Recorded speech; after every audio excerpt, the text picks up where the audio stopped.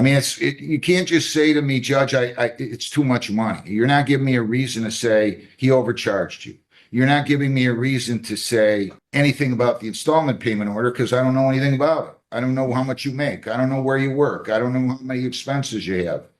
And I'm talking about the amount that he agreed now, not the installment payment amount. Yes, Your Honor. Good morning, Mr. Lampkin. Your appearance? Brent Lampkin on behalf of Nichols and Eberth, PC. Ma'am, your name? Samantha Duclos. Any resolution? Not yet. I know we have discussed the potential of settlement, but I left it with Ms. Duclos, and I have not heard back from her since we last spoke about settlement. So Ma'am? No, Your Honor, we haven't. He offered I don't need to to. know. Oh, But okay. Sorry. I don't really need to know what he offered. Are you close to accepting it or not? I am not able to accept the conditions. And because you don't owe the debt or because you can't afford to pay at the rate he wants you to? The latter, yes, Your Honor.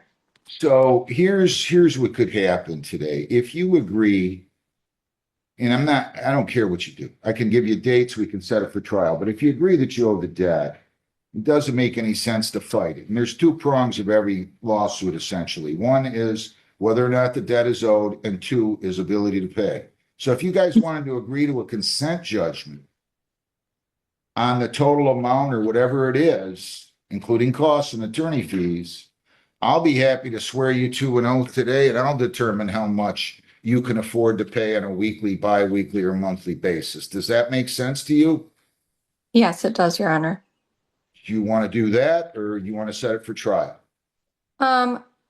My concern was the amount as well. I did question it with them, and that was where everything kind of started to happen. I questioned the amount with Mr. Eberth, who was my attorney at the time. And he said he would look everything over and get back to me. And that's kind of where we left that. So I didn't get a settlement offer from him. Can I interject here? I want to bring Of course. something up with you. Mr. Eberth is on our court management council. Okay. They pass budgets. He's the treasurer of Brownstown. I know Mr. Eberth. I want to disclose that it's not going to make one difference to me as to whether or not it's Mike Eberth or whoever else in the world. I'm not going to treat him worse. I'm not going to treat him better. I'm not going to treat you worse. I'm not going to treat you better. But I want to disclose that. And if you have any questions regarding my relationship with him, you can ask me questions. Okay. Do you want to ask me any questions? No, I have absolutely no issues with Mr. Eberth. He was a great attorney. No, I just want to make sure that you don't have a problem with me handling the case, ma'am. No, if there's no biases, I have no issues. Before we dive in, just a quick note. This commentary is created for educational purposes, designed to help those who may be confused or curious about courtroom processes. If you don't find it helpful, feel free to skip ahead. But for those who want a deeper understanding, stay tuned. It's about to get intense. What makes this hearing fascinating isn't just the unpaid legal bill. It's the judge's approach to fairness. Before discussing money, the court first addresses something even more important: transparency and impartiality. The judge openly discloses his professional relationship with one of the attorneys, giving both sides an opportunity to object. That's exactly how judicial ethics are supposed to work. But the real question is this: is the dispute actually about the amount owed? Or is it simply about the defendant's ability to pay? That distinction could completely change how this case unfolds. Okay, so tell me how far you guys are apart. Maybe I can help you. If I can't, I shouldn't really be getting involved in settlement negotiations a lot on a bench trial. To be honest with you, I don't do it. But if you guys are real close, maybe I can help. If not, fine, I'll just set it for trial. Do you agree that he did the work that he charged you for? I was not sure of that aspect of it. I was concerned that in 2 months, my balance had accumulated almost $7,000. So I was just like caught off guard with that. And so when I reached Divorce out, is finalized now, right, ma'am? yes, Were there everything's done. children? Yes, there were children. Okay. Um, but I mean, do you have any questions about whether or not he did the work? Um, We're happy to try the case, Your Honor, if she wants to do that. And we'll stand by our work. Mr. Eberth will testify. There's also was communication with her a year ago about resolving the balance, and she was supposed to get back to him. He has text messages that he supplied to me and I gave to her to prove that he was in communication with her. She probably just can't afford to pay it. So now she's questioning the charges, and I understand that position, but we're happy to just present that to the court if she just. So, ma'am, it really is very simple. You can either tell me, Judge, I just want to go to trial. I want them to prove what the fees were, that they were reasonable and necessary to the handling of my case. And, or you can say, you know what, I agree with the amount that they're seeking, and I want to just cover the issue of an installment payment order. It's up to you. I don't want to put you into bankruptcy, but they do Right. have the right to have their money paid. Right. And so you tell me what you want. It's entirely up to you. My only concern was the large increase, and it caught me off guard. And I actually reached out to Mr. Eberth first. Ma'am, if you don't want to settle this, you don't have to settle this. I can just set it for trial if that's what you guys want me to do. It does not matter to me. I'm not trying to pressure you into settling, not settling. I could care less. So I can't resolve that right now. If you think there's an issue that maybe you were overcharged, we'll just set it for trial. If you want discovery, that is the exchange of information. I'll be happy to give you dates on that. Whatever you guys want to do, it's up to you.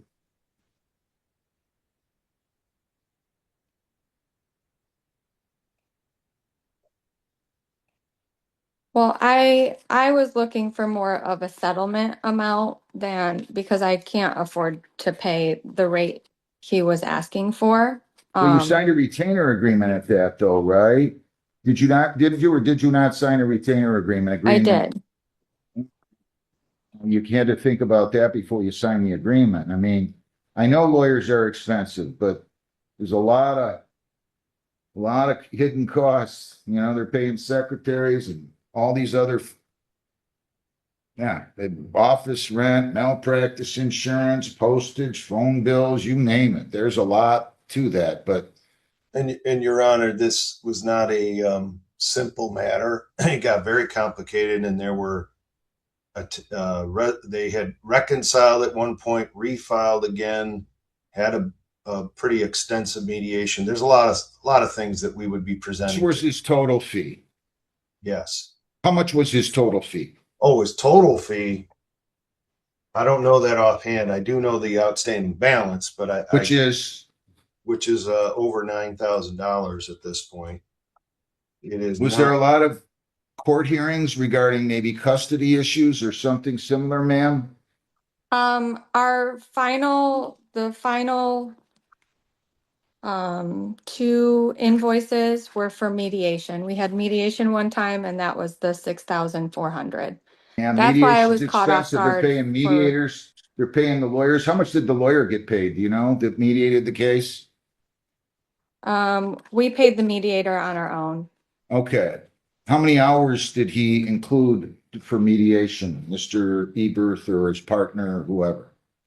I believe it was 2.5 hours, 3 hours, around there. Oh, that's Yep. not much. That would But be. he and I paid the mediator directly. I didn't have Mr. Eberth pay the mediator. As Your Honor probably knows, it's not just the attending mediation and showing up for a couple hours to talk. Preparing That's for it. Right. Lots of that. And there's lots of communication in the we send out monthly statements, Your Honor, that detail everything that we're doing on a file. And she would receive these every single month. And You tell me what you want to do, ma'am. Do you want me just to set it for trial?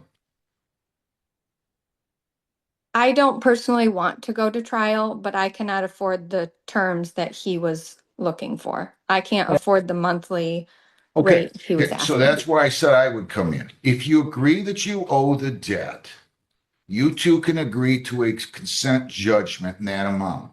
I can have a hearing right now for installment payments. I will ask you questions. You can testify. He will ask you questions. I'll determine how much you can afford to pay on either a weekly, bi-weekly, or monthly level or installment payment plan. And if that's fine, we'll continue that now. If not, I'll just set it for trial, whatever you want.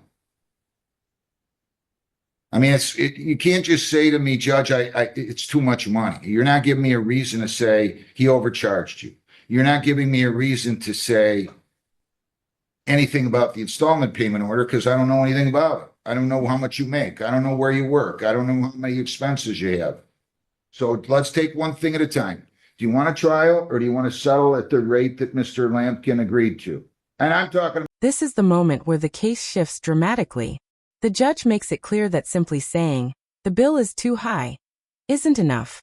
You need evidence, invoices, testimony, or documentation showing why the charges are unreasonable. At the same time, the judge separates two completely different legal issues: whether the debt is valid and whether the defendant has the financial ability to pay it. That's a crucial legal distinction many people misunderstand. What do you think? Would you have accepted a payment plan?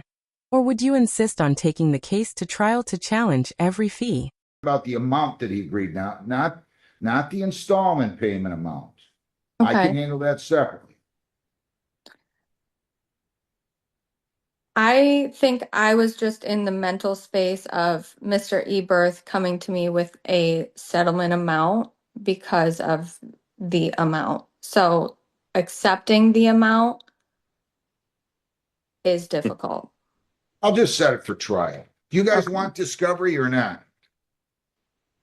Short period. I don't know that we need much, but maybe it might help to know some more financial information for that portion of the trial regarding ability to pay once we determine what the balance will be for Give you guys until July 18th to conduct discovery. There will be no ADR. Witness lists in this case are due on June the 18th. Nobody demanded a jury trial, correct? Correct. I'm going to set the trial again for August the 24th, and that'll be at 10:30 in the morning. At 10:30 in the morning. Nobody has to file a trial brief. If you choose to file one, you have to file and exchange it not later than 7 days before the trial date. No voir dire questions, no jury instruction questions. I think that should cover it. Let me just see here.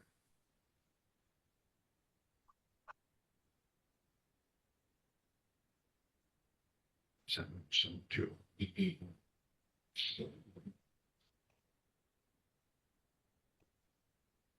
Do you have any questions of me, ma'am? I'm going to send out this pretrial order. You guys should have it next week.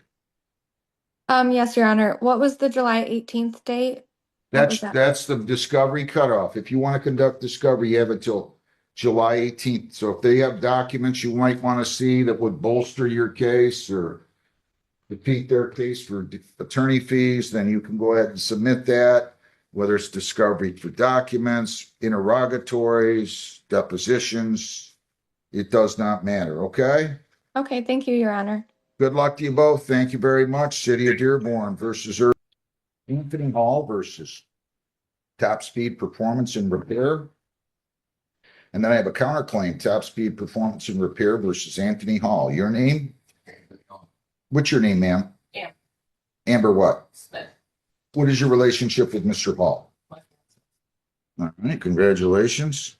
Did you talk to these guys? Yeah, they were supposed to be here today, but they're on Zoom. Why are they on Zoom? I'm on Zoom because currently myself and my son are recovering from being sick. I didn't want to come in and risk getting anyone else sick. I thought I told you guys you had to be here in person. Didn't I say Uh, that? Am I wrong? I actually have on a sticky note when I went to go and submit the copies of my forms that day. I believe it was one of your clerks that gave me the Zoom meeting and said that it was okay that I did by Zoom as Did well. it? I'm I sorry. wrote in person. I don't write in person unless I tell them you have to come in person. Oh, I do have the sticky note in her handwriting I that don't she care did what she tell said. me I I'm could. telling you what I said, and I said in person. I didn't Okay. say you could appear by Zoom. If I'd have said Zoom, you could appear by Zoom, I would have written it down. So you're sick with what? The flu. Didn't know. Just didn't want to be super contagious around anybody, and Name. plus Bobby Kelly. And you are here for Top Speed Performance, I am. I'm the owner. and you were here before, right? I was. Yes, I was there in person. Didn't you have somebody else with you? I did. He was unable to come today. For what Did you reasons is bring who you unbeknownst to me. guys need to bring to prove your case? I mean, listen to me. Yeah, yeah, Who? right here. Well, wait a minute. Slow down a second. Is she a licensed mechanic? No, but she talked to him on the phone, so he can tell you what he said to her. Did Uh, you? Hang I on. had Hang one. on. Hang Sorry. on. Hang on.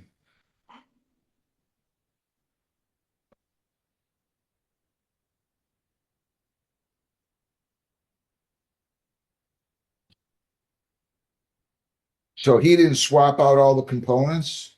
So what happened is, Just tell me briefly, because I don't even know if I'm going to. that's what I was paying him to do to swap. How much did you pay him? I ain't paying anything yet, but he was supposed to get $5,000, but he did not do the job.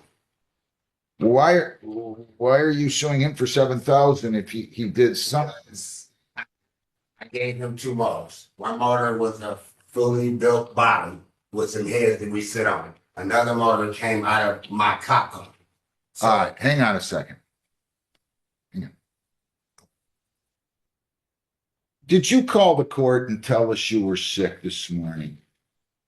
I tried to get through, but I couldn't. I could not. I didn't know what extension Call. to call. Who'd you call? I called Woodhaven. I just Googled Woodhaven District Court and tried to get through and couldn't get it through. What do you mean? At what time? It was 9 o'clock this morning. If You didn't need be, shut up. Judge, I have no problem. If you're okay with adjourning for a week or I so, know, I'll come but in Mr. person. I have Kelly, no problem. here's the problem. I made these people come in here in person. They drove from Detroit. We No, have I courtesy. actually I live in Please Dearborn don't Heights interrupt me. myself. Gosh, why do people think? I don't know why. It just to say, please interrupt me before. I'm sorry, excuse me. Kelly, there's no way that we blocked your phone. Oh, I'm not stating There's, that. look, don't, you didn't call at 9 o'clock. Don't make it sound like you're trying to get through to the White House here. We answer the phones. You tell me what phone number you called.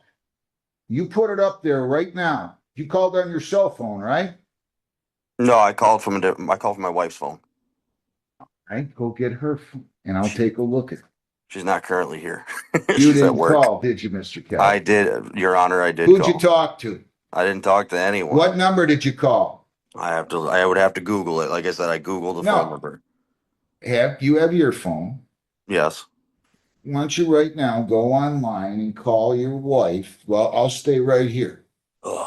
Call your wife and find out what phone number she called, or you called on her phone number. She can read it back to you, right? We all want to do that, right? Okay. You didn't call, did you, Mr. Kelly? I did want me to call, say- Your Honor. You did, but we just didn't answer the phone?